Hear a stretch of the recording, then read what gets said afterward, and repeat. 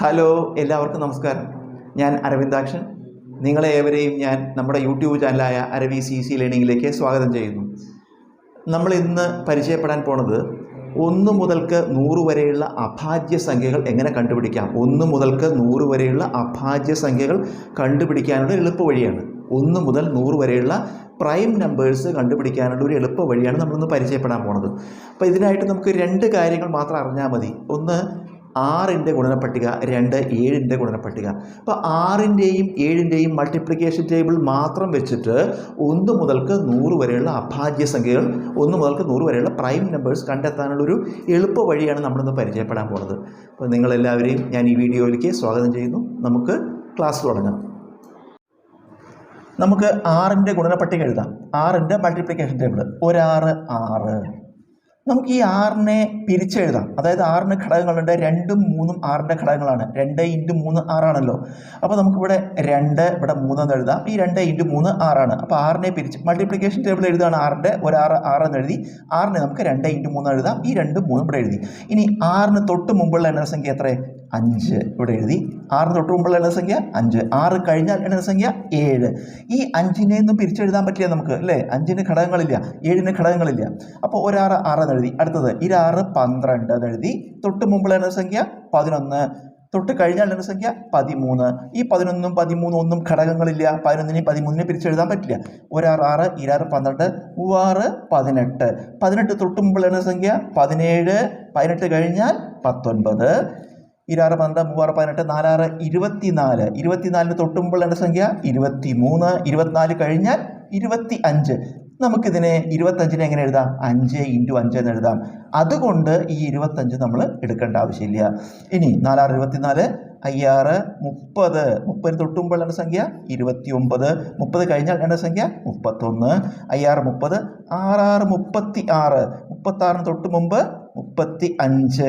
35നെ നമുക്ക് എങ്ങനെ എഴുതാം? 7 × 5 എന്ന് എഴുതാം. അതുകൊണ്ട് 35 നമ്മൾ എടുക്കുന്നില്ല. 36 കഴിഞ്ഞാൽ എണ്ണസംഖ്യ 37.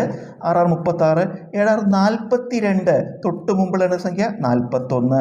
ശേഷം വരുന്ന എണ്ണസംഖ്യ 43.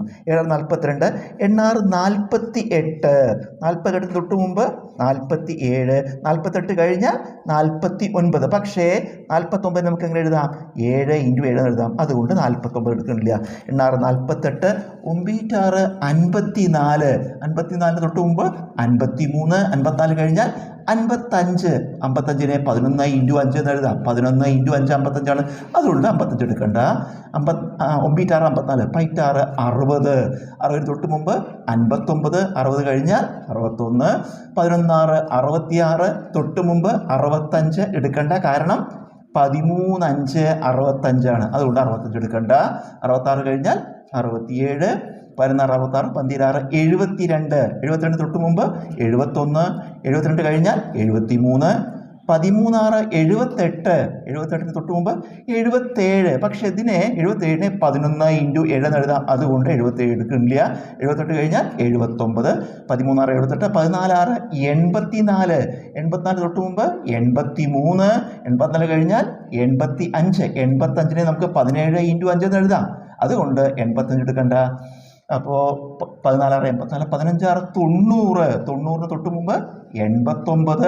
90 കഴിഞ്ഞാൽ 91. 91 എങ്ങനെ എഴുതാം? 13 × 7 91ആണ്. അതുകൊണ്ട് അതെടുക്കണ്ട. 15 6 90, 16 6 96. 96ന് തൊട്ട് മുമ്പ് 95. 95ന് നമുക്ക് എങ്ങനെ എഴുതാം? 19 × 5 എന്ന് എഴുതാം.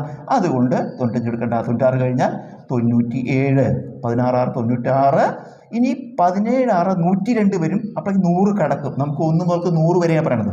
അപ്പോൾ അടുത്തെടുക്കണ്ട. അപ്പം നമുക്ക് ഇപ്പോൾ കിട്ടി എന്ത്? 1 മുതൽക്ക് 100 വരെയുള്ള അഭാജ്യ സംഖ്യകൾ കിട്ടി. 1 മുതൽ 100 വരെയുള്ള പ്രൈം നമ്പേഴ്സ് നമുക്ക് കിട്ടി. എന്തൊക്കെയാണ്? 2 3 5 7 11 13 17 19 23 29 31 37 41 43 47 53 59 61 67 71 73 79 83 89 97. 1 2 3 4 5 6 7 8 9 10 11 12 13 14 15 16, 17, 18, 19, 20, 21, 22, 23, 24, 25. 1 മുതൽ 100 വരെ എത്ര അഭാജ്യ സംഖ്യകളുണ്ട്?